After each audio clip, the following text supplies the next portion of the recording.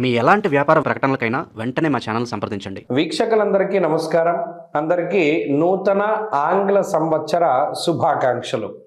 ధనురాశి వారికి 2026వ సంవత్సరం జనవరి నెల సాధారణమైనటువంటి ఫలితాలని ఇస్తూ ఉన్నది. అయితే ఇక్కడ ఒక మంచి విషయం ఏమిటి అంటే, జన్మ రాశి యందు ఉన్నటువంటి రవిగ్రహము, జన్మ రాశి యందు ఉన్నటువంటి కుజగ్రహం యొక్క దోషం పోతూ ఉన్నది.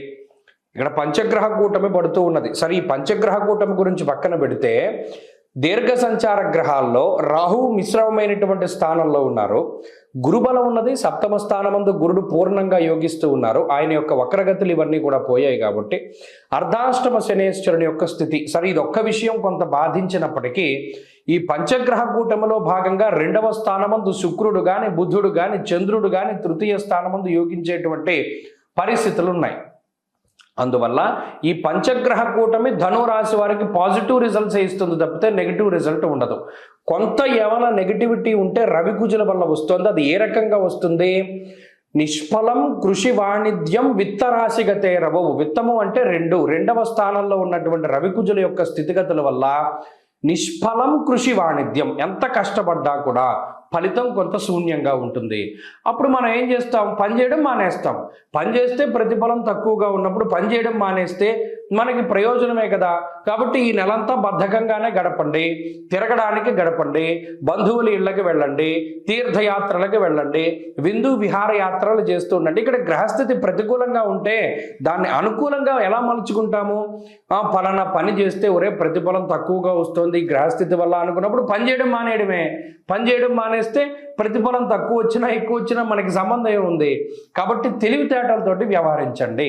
సప్తమంలో గురుడు ఉన్నప్పుడు రాజదర్శనం, ఆరోగ్యం, గాంభీర్యం, గాత్రపోషణం. కాబట్టి సప్తమ గురుడు అక్కడ మీకు డబ్బు ఇస్తున్నాడు, పదవి ఇస్తున్నారు, ఐశ్వర్యాన్ని ప్రసాదిస్తున్నారు, కుటుంబ సౌఖ్యాన్ని ఇస్తున్నారు. అంటే గురుడు ఒక పెద్ద దిక్కులాగా, ఓ పెద్దన్న ఎలా ఉంటాడు, తండ్రి ఎలా ఉంటాడు, అలా గురుడు మనకి ఈ నెలంతా కూడా మంచి ఫలితాన్ని ఇస్తూ ఉన్నారు. కాబట్టి ఈ నెలలో పని చేయకపోయినా పెద్ద ప్రమాదం ఏమీ లేదు, చేసినా ఉపయోగం లేదు. ఈ విషయాన్ని దృష్టిలో పెట్టుకుంటే జనవరి నెలని అత్యద్భుతంగా దాటేసినట్టే. చాలా మంది పెట్టుకుంటూ ఉంటారు, successfully wasted first year of new year అని, first month of new year అని చెప్పి పెట్టుకుంటూ ఉంటారు. అంటే కొత్త సంవత్సరంలో ఒక నెల వృధాగా పోగొట్టేశాము. అలా భావించవద్దు. ఒక్కొక్కసారి వృధాగా పోవడమే చాలా మంచిది. దాన్ని మనం తీసుకుంటేనే వచ్చేటువంటి ఇబ్బందులు ఎక్కువగా ఉంటాయి. వదిలిపెట్టడంలో ఒక్కొక్కసారి ఆంతర్యం చాలా దాగి ఉంటుంది. కాబట్టి ఈ నెలను వదిలిపెట్టేయడమే మంచిది. 15వ తారీఖు దాటాక మాత్రం కొంత ఫలితాలు పాజిటివ్గా ఉన్నాయి. ఈ నెలలో మరీ ముఖ్యంగా ధనురాశి వారి యొక్క స్థితిగతులు కొంత మార్పు చెందుతూ ఉన్నాయి. ఆలోచన ధోరణిలో మార్పు వస్తుంది, ఆచరణ ధోరణిలో మార్పు వస్తుంది. ఈ రకమైనటువంటి ఫలితాలను మనం ఆశించవచ్చును. అలాగే ప్రత్యేకించి ఈ మాసంలో మరిన్ని శుభ ఫలితాలు పొందడానికి, ఏదైనా ఒక మంచి చేయడానికి అసలు మనం ఏం చేయాలంటే, మంచి ఫలితం రావాలి, పాజిటివ్గా ఉండాలి అంటే ధనురాశి వారు ప్రత్యేకించి ఆంజనేయ స్వామి ఆరాధన చేయాలి. ఈ మాసంలో పూర్వాభాద్ర నక్షత్రం రోజున కానీ, మంగళవారాలు కానీ, శనివారాలు కానీ ఏదో ఒకటి మీరు ప్రామాణికంగా తీసుకుని ఆంజనేయ స్వామికి సంబంధించిన దేవాలయానికి వెళ్ళి అక్కడ ప్రదక్షిణలు చేసి దీపారాధన చేయాలి. ప్రతిరోజు చేయవలసినటువంటిది ఏంటి అంటే, ఆంజనేయ అష్టోత్తర శతనామావళి స్తోత్ర పారాయణ కానీ, ఆంజనేయ స్వామి వారి యొక్క హనుమాన్ చాలీసా పారాయణ కానీ ఇవి చేస్తూ ఉండండి. మరిన్ని శుభ ఫలితాలు వస్తాయి ఈ రాశి వారికి. స్వస్తి. ఈ కొత్త సంవత్సరంలో అందరికీ ఆయురారోగ్య ఐశ్వర్యాదులు కలగాలని, పరమేశ్వరుడి యొక్క అనుగ్రహం ఉండాలి అని, అలాగే ఈ సంవత్సరంలో ఏర్పడేటువంటి దేశారిష్ట యోగాలు, దుర్భిక్ష ఉల్కాపాతాలు లేదా మరేతరత్ర దోషాదుల వల్ల ప్రజలు ఏ రకంగానూ ఇబ్బంది పడకూడదు అని చెప్పి మనస్ఫూర్తిగా భగవంతుడిని మరొకసారి ప్రార్థిస్తూ, నూతన సంవత్సరంలో ఈ ఆంగ్ల సంవత్సరంలో మొట్టమొదటి నెల జనవరి నెలలో ఉండేటువంటి గ్రహస్థితిని మనం పరిశీలిద్దాం. ముఖ్యంగా ఈ నెలలోనే పంచగ్రహ కూటమి అనేటువంటిది సంభవించబోతూ ఉన్నది. దానికి సంబంధించినటువంటి ప్రభావాలను సైతం మనం విశ్లేషణ చేసుకుందాం. దానికన్నా ముందు సంక్రాంతి ఎప్పుడు చేసుకోవాలి అనేటువంటి దాని మీద కొంతమందికి సందిగ్ధత ఉన్నది. నిజానికి భారతదేశ ఆమోదిత భారత ప్రభుత్వ ఆమోదిత దృగ్గణిత పంచాంగ రీత్యా 15వ తారీఖు నాడు సంక్రమణ పుణ్యకాలము అనేటువంటిది అందరూ గుర్తుపెట్టుకోవాలి.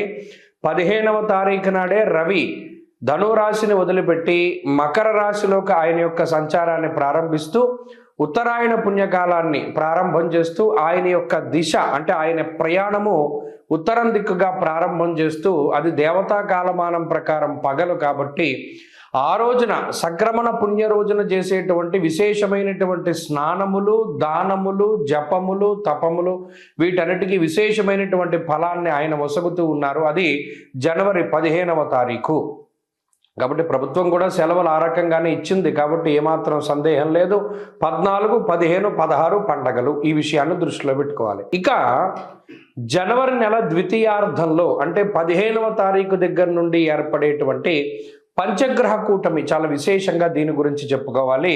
మకర రాశి యందు రవిగ్రహము, కుజగ్రహము, శుక్రగ్రహము, బుధగ్రహము, చంద్రగ్రహము వెరసి 5 గ్రహాల తాలూకు స్థితిగతులు ఇది కాలపురుషునికి దశమ కేంద్రమందు ఏర్పడుతూ ఉన్నాయి కాబట్టి ఇది విశేషంగా ప్రభావాన్ని చూపిస్తూ ఉంటుంది. దేని మీద? వృత్తి, ఉద్యోగ, వ్యాపార, వ్యవహార, వ్యవసాయాదులపైన దీని యొక్క ప్రభావం ఉండబోతూ ఉన్నది. అలాగే అగ్నితత్వ సంబంధం ఉన్నటువంటి రవి కుజులు ఇద్దరూ కూడా భూతత్వ రాశి యందు నెలకొని ఉన్నారు. ఇక్కడ గమనించండి, ఇక్కడ మకరం భూతత్వ రాశి, ఆ రాశి యందు అగ్ని సంబంధమైన గ్రహాలు అంటే రవి కానీ కుజుడు కానీ ఉండడం వల్ల ఇది అకారణమైనటువంటి ఎండలను కూడా సూచిస్తుంది. ఈ విషయాన్ని కూడా దృష్టిలో పెట్టుకోవాలి. అలాగే రాజకీయపరమైనటువంటి విషయాలు కొంచెం ఆసక్తిని కలగజేస్తాయి. భూ సంబంధమైనటువంటి లావాదేవీలు అవి కూడా కొంత వెనకబడుతూ ఉండేటువంటి విషయాలను మనం దృష్టిలో పెట్టుకోవాలి. ఏదైనా ఉద్యోగాదుల మీద ప్రభావంగా ఈ విషయం ఈ రవికుజులు అలాగే బుధ, శుక్రులు, చంద్రులు కలిసి ఉన్నటువంటి స్థితి ప్రధానంగా అది ప్రభావాన్ని చూపెడుతూ ఉంటుంది. కాబట్టి ఈ కూటమి, పంచగ్రహ కూటమి 12 రాశుల పైన ఏ విధమైన ప్రభావాన్ని చూపెడుతుంది అనేటువంటిది మనం క్లుప్తంగా తెలుసుకునేటువంటి ప్రయత్నం చేద్దాం.